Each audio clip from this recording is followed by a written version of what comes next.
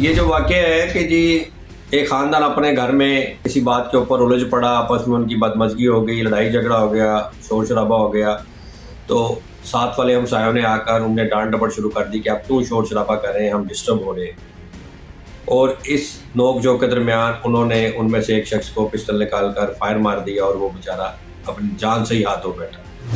یہ واقعہ جو رپورٹ ہوا ہے یہ جی ضلع شیخو پورہ کی تحصیل مریدکے کا ہے، اور as per contents of the F I R جو اب انویسٹیگیشن آگے چل رہی ہے اس میں یہ معلوم ہوا ہے جو ساتھ والے افراد آئے گھر کے، ان کا اپنا گھر بھی نہیں ہے، وہ اس میں رینٹ پہ رہ رہے ہیں، کرائے پہ ہیں۔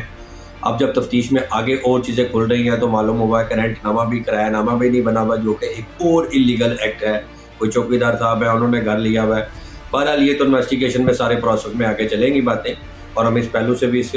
واقعے کا جائزہ لیں گے۔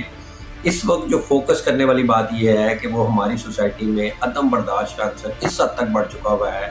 اور اخلاقی اقدار اور اخلاقی بنیاد اس حد تک گر چکی ہوئی ہیں کہ بجائے وہ ہمسائے آ کر جو ایک ہمسایوں کا ایک حقوق ہے، ایک فنڈامنٹل رائٹس ہیں سٹیزن کے، اسے کس طرح انہوں نے پامال کیا، گھر میں داخل ہوئے، پھر ان کے درمیان صلح صفائی مصالحت کرانے کے بجائے الٹا ان کے اوپر بدماشی کی، دور دمک کی، جو اب انویسٹیگیشن میں چیزیں سامنے آ رہی ہیں، جو وہ مدعیان نے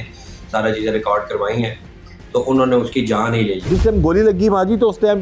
فوراً ہی تھوڑے بیٹے